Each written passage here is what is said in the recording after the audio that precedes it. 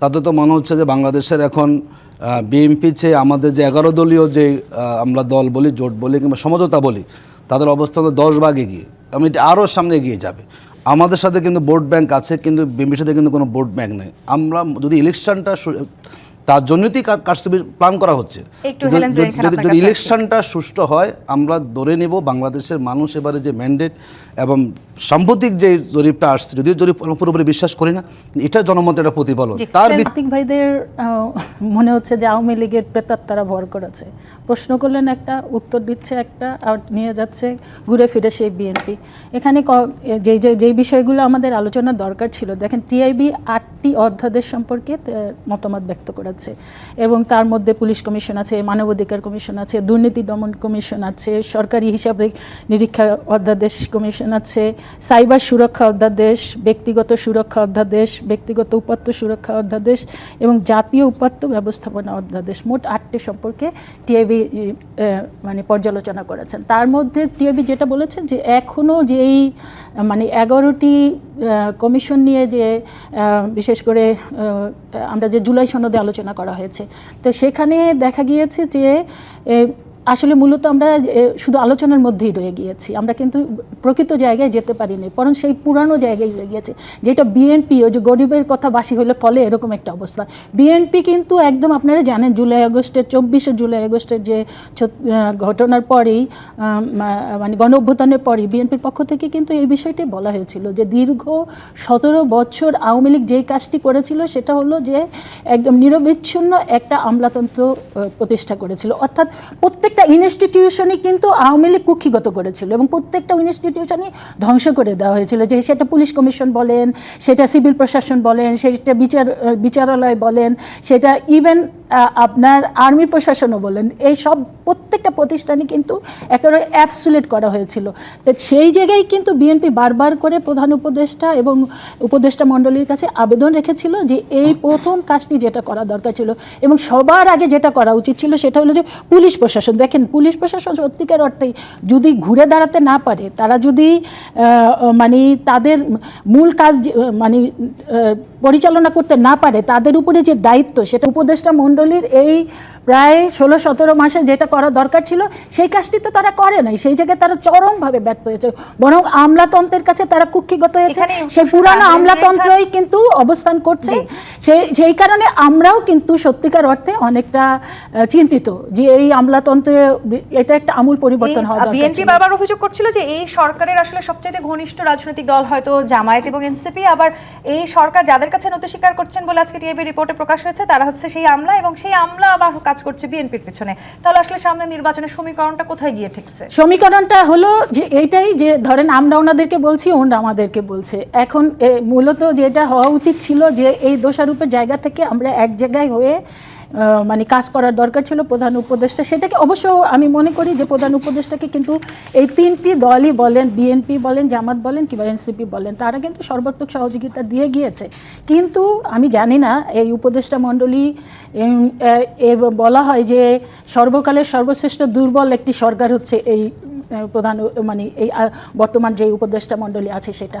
তাই তার অন্যতম কারণ হচ্ছে যে তারা একটি সংস্কার কাজও তারা পরিপূর্ণ করতে পারলেন না।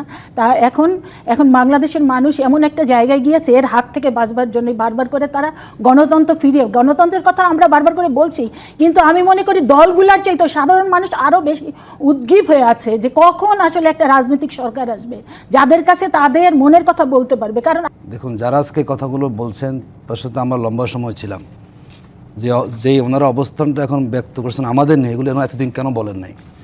মূলত আসলে বিএনপি কিছু নেতারা এখন ওনারা আশঙ্কা করছে নির্বাচনে হেরে যাবেন, এবং বিএনপির যারা সিনিয়র নেতা তাদের এবার বরাডুবির আশঙ্কাটা বেশি। তার জন্য ওনারা আসলে কখন যে কী বলেন এগুলো জবাব দেওয়ার মধ্যে আসলে সেরকম মানসিকতা আমরা সেখানে পোষণ করি না। বাংলাদেশের বাস্তব সমস্যা আসলে কোথায়? দেখুন, আমরা আজকে আমলাদের কথা বলেছি কিংবা নানা কথা আমরা বলি। বাংলাদেশে যদি আপনি রাজনীতির সহ আমলাতন্ত্রের প্রভাব থেকে বেরিয়ে আসতে চান, অবশ্যই বাংলাদেশের রাজনীতির গুণগত পরিবর্তন আনতে হবে। সেই গুণগত পরিবর্তন আনতে আপনাকে সংস্কার প্রস্তাবগুলোকে আপনাকে বাস্তবায়ন করতে হবে। আমরা শুরু থেকে দেখে এসেছি এবং আপনারা নিজেরাও জানেন মিডিয়াগুলো যে আমাদের সংস্কারে যতগুলো পদক্ষেপ নেওয়া হচ্ছে কিভাবে এটাকে আরো বিলম্ব করা যায়, এবং এখন মানুষ জানে টিআইবি যে রিপোর্টেও বলা হয়েছে যে সব ক্ষেত্রে বাস্তবায়ন লক্ষ্যভ্রষ্ট হয়েছে। বাংলাদেশে এখন সংস্কারের বিপক্ষে অবস্থান করেছে কিন্তু বিএনপি, সবাই এটা বলে। দেখুন আজকে কি বিএনপি বলেছে, একবারও বলেছে তারা আমি বলি, সংস্কারের বিপক্ষে। শুনেন তাদের দেখুন আজকে মানে মহাসচিব বলেছেন যে গণভোটের প্রচারণার দায়িত্ব বিএনপির না। এখন যে আপনি গণভোট নিয়ে বলেন যে গণভোটের মানুষ কেন, আমরা আগে বলেছি যদি গণভোট একই দিনে হয় তাহলে গণভোটের উদ্দেশ্য বাস্তবায়নটা আসলে সফল নাও হতে পারে। এখন সবাই সে কথাটা বলছেন। আমরা দেখলাম এখন মাঠে ময়দানে, যেমন আজকে এক নেতা বলছেন তিনি কৃষক দল করেন, যে হাঁ ভোটে যদি হাঁ জয় হয় তাহলে সংবিধানে বিসমিল্লাহ থাকবে না। উনি একজন কৃষক দলের নেতা, কোথায় বিসমিল্লাহ সম্ভব কিছু আছে এখানে? তার মানে বিএনপি সরাসরি বলতে গেলে ওনাদের কিছুটা অসুবিধা হয়, কিন্তু পরোক্ষভাবে ওনারা চাচ্ছেন যাতে করে গণভোট কখনো হাঁ জয়যুক্ত হতে না পারে। বাংলাদেশের মানুষও মনে করে তাই। সরকার তো তাহলে গণভোটের পক্ষে, হ্যাঁ আমরা এখানে আমাদের সরকারেরও কিন্তু আমাদের দুর্বলতা আছে, যেখানে একটা বড় রাজনৈতিক দল তারা চাচ্ছেন যাতে কোনোভাবেই গণভোটটা মানে হাঁ হয়ে রাষ্ট্র সংস্কার না হতে পারে। সেখানে সরকারের দরকার ছিল তার জায়গা থেকে আরও বেশি পদক্ষেপ নিয়ে মানুষের মধ্যে একটা উৎসবের আমেজ তৈরি, সে জায়গায় সরকার সেখানে ব্যর্থ হয়েছে। দেখুন যেটি আমাদের বারবারই আমাদেরকে বলার চেষ্টা করে যাচ্ছেন, আমাদের প্রশাসন জামাতের হয়েছে প্রমাণটা কি? আমরা দেখলাম যে গত 25 তারিখের পর থেকে আজ পর্যন্ত বাংলাদেশের টোটাল অ্যাডমিনিস্ট্রেশনটা কিন্তু এটা দলের দিকে ঝুঁকে পড়েছে। 3 থেকে 4 হাজার ফোর্স বিভিন্ন বাহিনীর একটা দলের প্রধানের প্রতি তারা সেখানে নিয়োগ করে রেখেছেন। তিনি কি বাংলাদেশের প্রাইম মিনিস্টার? তো এই যে একটা অসম ব্যবস্থা, এটা আমরা সেখানে খেয়াল করছি। এরপরে ধরুন যে আমাদের নানাভাবে আমরা খেয়াল করেছি তারা একটা দলকে তারা সেখানে অগ্রাধিকার দিচ্ছেন। আপনি যদি বলেন যে এখানে আপনার যে মনোনয়নপত্র যাচাই বাছাই করার ক্ষেত্রে, সেখানে আমরা দেখলাম যে একই অবস্থা, মানে বিএনপি যারা ঋণ খেলাফি আছেন অটো তাদেরটা ওনারা বৈধ করে দিচ্ছেন, আবার ছোটোখাটো অপরাধ যেখানে হয় কিংবা ত্রুটি থাকে তারা সেখানে জামাতের প্রার্থীদের নমিনেশন বাতিল করে দেয়। দেখুন আমরা যদি খেয়াল করি বাংলাদেশে এই যে আমরা যে কটা দিন খেয়াল করলাম, যারা ঋণগ্রস্ত আছেন বিএনপিতে যারা প্রার্থী হয়েছেন তারা ঋণগ্রস্ত 6,000 কোটি টাকার মতো তারা ঋণগ্রস্ত আছেন, তারা আবার সেখানে কী হয়ে গেছেন, তাদের ব্যাংক লোন আছে প্রায় 6,000 কোটি টাকার মতো বিএনপি প্রার্থীদের। তো তারা সব কিন্তু নমিনেশন তাদের কী বৈধ হয়ে গেছে। তো যারা ব্যাংকে ঋণ খেলাফি আছেন, এই ব্যাংকের ঋণ খেলে তারা আবার পূর্ণ তফসিল করে তারা যদি প্রার্থী হতে পারেন, আবার তারা কী করে তারা একই কাজ সেখানে করবে। আমাদের কাছে মনে হচ্ছে সরকার সেখানে নানাভাবেই এবং নির্বাচনটাকে তারা ম্যানিপুলেট করতে এতদিন আপনারা অনেক অভিযোগ ছিল যেগুলো আপনারা বলেন নাই জামায়াত ইসলামীর বিরুদ্ধে, এখন বলার চেষ্টা করছেন, কারণ এখন আপনারা সংস্কারের বিপক্ষে কাজ করছেন, এখন আপনাদের ভোট ব্যাংক কমে গিয়েছে। আবার যেই অভিযোগ আজকে নির্বাচন নিয়ে প্রতিবেদনে বলা হয়েছে বিতর্কিত 3টি নির্বাচন নিয়ে, সেখানে প্রশাসন, পুলিশ, ইসি, গোয়েন্দা সংস্থার একাংশ এই পরিকল্পনা বাস্তবায়নে রাষ্ট্রীয়ভাবে ব্যবহার করা হয়েছিল।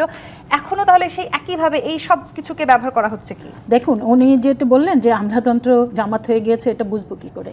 আপনাদের নিশ্চয়ই মনে আছে 37 জুলাইয়ের পরপরই যখন এই উপদেষ্টা মণ্ডলীতে নাহিদ ছিল, আসিফ ছিল এবং মাহফুজ ছিল, তখন এই যে ডিসিদের যে বিভিন্ন জায়গায় যে পদায়ন করা হয়েছিল, মানে ট্রান্সফার করা হচ্ছিল, তো সেইগুলো যে শত শত কোটি টাকার বিনিময়ে যে ডিসি বিভিন্ন জায়গায় নিয়োগ দেওয়া হয়েছিল, এটা তো পত্রপত্রিকায় তখন সয়লাভ হয়ে গিয়েছিল নিশ্চয়ই সেটা। তো সেই ডিসিরাই তো পরবর্তীতে তারপরে এটা নিয়ে যখন নানা রকমের অভিযোগ আসলো তারপরেও কিন্তু তারা থেমে থাকে নাই, তারাই কিন্তু। এবং সেই এনসিপি কোথায়? সেই এনসিপি কিন্তু এখন ওনাদের সাথেই, এবং সেই এনসিপির যে 3 জন উপদেষ্টা তারা দীর্ঘদিন যাবৎ যে রাষ্ট্র পরিচালনা করলো, তারা তো এখন তাদেরই অ্যালায়েন্স।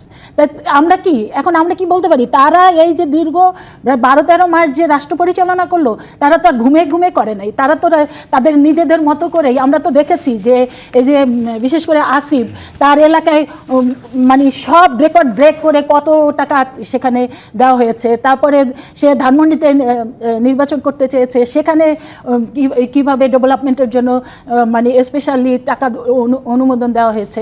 তো এগুলো তো আমরা দেখেছি। পরবর্তীতে দেখেন এরপরেও যখন প্রশ্ন এসছে ওনাদের পক্ষ থেকে কি করলেন, ওনারা লটারির মাধ্যমে এই প্রশ্নগুলো যাতে না আসে যে আমলারা মানে ধরেন কোনো পক্ষের হয়ে কাজ করছে, সেই কারণে কিন্তু লটারির মাধ্যমে এই যে বিশেষ করে ডিসি বিভিন্ন জেলাতে দেওয়া হলো এবং লটারির মাধ্যমে এসপিও দেওয়া হলো, এবং সেখানে শস্যের মতে ভূত না।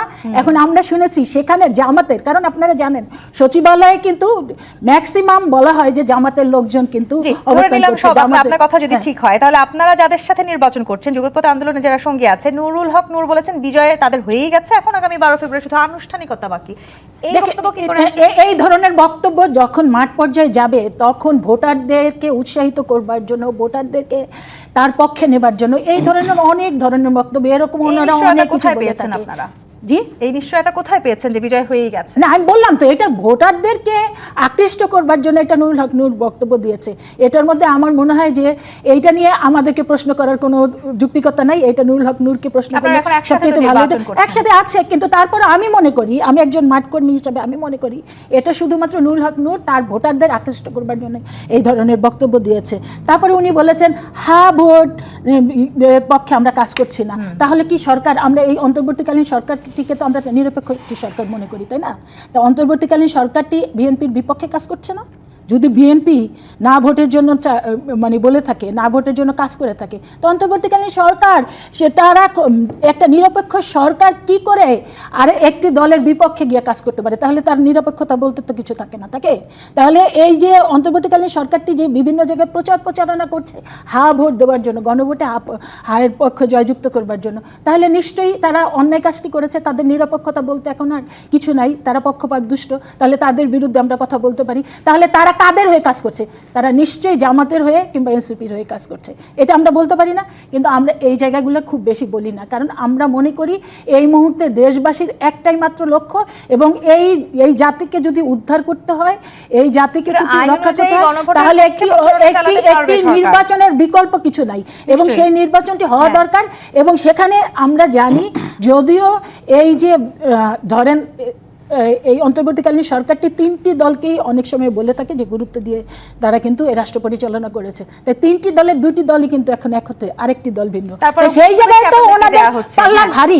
তাহলে প্রশাসন তো আমরা বলতে পারি আমলাতন্ত্র তো ওনাদের সম্পূর্ণ করার, তো এখানে তো আমরা অনেকটা মানে সেখান থেকে আমরা সুবিধা অনেক কম পাচ্ছি। 2018-24 নির্বাচন নিয়ে তো অনেক আলোচনা আছে। 14-18-24 সেই নির্বাচনগুলোকে মিডনাইট নির্বাচন বলা হয়েছে, বা রাতের বেলা আসলে নির্বাচনের সব ভোট সম্পন্ন হয়ে গেছে, সেটি আজকে প্রতিবেদনে উঠে এসেছে। এবং সেই নির্বাচনে জাতীয় পার্টিও সঙ্গে ছিল, আওয়ামী লীগের। এবার আসলে এরকম নির্বাচন যাতে কোনোভাবেই না হয় সেদিকে সর্বোচ্চ দৃষ্টি রয়েছে সব রাজনৈতিক দলের। জি, 14-18-তে মিডনাইট নির্বাচন করেছিল আওয়ামী লীগ সরকার। এখন মিডনাইট নির্বাচনটা কে করবে? এই তত্ত্বাবধায়ক সরকার করবেন, নাকি বিএনপি এবং জামাত করবেন? বিএনপি এবং জামায়াত এই সরকারের অংশীদার, কম বেশি ওনারা এখন ভাগাভাগিতে, কেউ 60, কেউ 40, বা কেউ 80, বা কেউ 20, ওনাদের কিন্তু অংশীদার তো এখানে আছে। যেই ছাত্ররা এই সরকারকে অ্যাপয়েন্ট করলে ভাগাভাগি করছে না, নিজেরা কেউ বলছে যে ওনারা 80%, আমরা 20, হয়তো ওনারা বলছেন ওনারা 80%, 40%, এবার ওনাদের ভিতরে একটা ভাগাভাগি আছে এই সরকারের মধ্যে। কারণ আপনি দেখেন, এই সরকারের প্রধান উপদেষ্টা বলেছেন যে ওনার অ্যাপয়েন্টিং অথরিটি হলো ছাত্ররা। সেই ছাত্ররা এখন কোথায়? সেই ছাত্ররা এখন জামায়াতে, সেই ছাত্ররা এখন বিএনপিতে। তো সুতরাং ওনারা তো এই সরকারের অংশীদার। এখন যদি মিডনাইট নির্বাচন করতে হয় তাহলে ওনাদেরকে মিডনাইট নির্বাচন করতে হবে। আর যদি মিডনাইট নির্বাচন না করেন, সেটাও ওনাদেরকে ডিসিশন নিতে হবে যে মিডনাইট নির্বাচন ওনারা করবেন না। ওনারা যদি ক্ষমতার ভাগাভাগির প্রশ্নে গিয়ে একে অপরের সাথে দ্বন্দ্বে জড়ায়, তাহলে আগামী নির্বাচনটা যেরকম হবে সেটা হলো আপনার আওয়ামী লীগের আমলে যে নির্বাচন হয়েছে তার থেকে একটা জঘন্য নির্বাচন হতে পারে। বর্তমানে পুলিশ প্রশাসন একেবারেই ভঙ্গুর অবস্থা। তাদের কোনোভাবেই এই নির্বাচন অথবা দেশের আইন শৃঙ্খলা পরিস্থিতিকে রক্ষা করার মতো তাদের কোনোই মানে সক্ষমতা এই মুহূর্তে আছে বলে আমার কাছে মনে হচ্ছে না। আরেকটা জিনিস আমি একটা জিনিস আমার ভাইকে বলতে চাচ্ছি যে আপনার সরকারের যে মধ্যে যারা, কেউ বিএনপি বলে যে জামায়াতের লোক ওখানে বসে আছেন, জামায়াত বলে বিএনপির লোক বসে আছেন, তাহলে এই লোকগুলো ওখানে বসে একটি নিরপেক্ষ নির্বাচন উপহার দেখ। একে অপরের প্রতি ওনারা এই সংশয়টা কেন প্রকাশ করছেন? ওনাদের তো উচিত হবে যে একটি সুষ্ঠু নিরপেক্ষ নির্বাচন উপহার দেওয়া। আমরা দেখেছি ওই সময় আওয়ামী লীগের সময় যে আমলাতন্ত্র ছিল, সেই আমলাতন্ত্রটা পুরোপুরি শেখ হাসিনার আমলাতন্ত্র ছিল, এবং উনি সাজিয়েছিলেন ওনার ভোট ডাকাতি এবং ওনার পারপাস সার্ভ করার জন্য। সেই পারপাস সার্ভে আপনারাও তো অংশীদার ছিলেন। আমি অস্বীকার করছি না, আমরা সেই নির্বাচনে ছিলাম। তো সুতরাং এখনকার যে নির্বাচনটি হবে, সেই নির্বাচনে যারা এখন মাঠ প্রশাসনে আছেন তারা কার পারপাস সার্ভ করবে? এইটাই আমার প্রশ্ন। এই কার অন্তর্বর্তীকালীন purpose? এখানে আমি সরকার আরেকটা আসলে কোনো জিনিস রাজনৈতিক দল নয়, বলতে চাই। তারা কার পারপাস সার্ভ আর একটা জিনিস আমি বলি, আমাদের একটি জাতীয় সমস্যা হচ্ছে তেলবাজি। আমরা সবলের দিকে ঝুঁকে পড়ি আর দুর্বলকে অত্যাচার করি। সেই সুতরাং ঘটনাটাই ঘটছে এই কিনা? তাহলে আমলাতন্ত্র, আমলারাও আসলে ক্ষমতার এখন যে কাছাকাছি যাওয়ার আমলাতন্ত্র চেষ্টা এখানে করছে। আছেন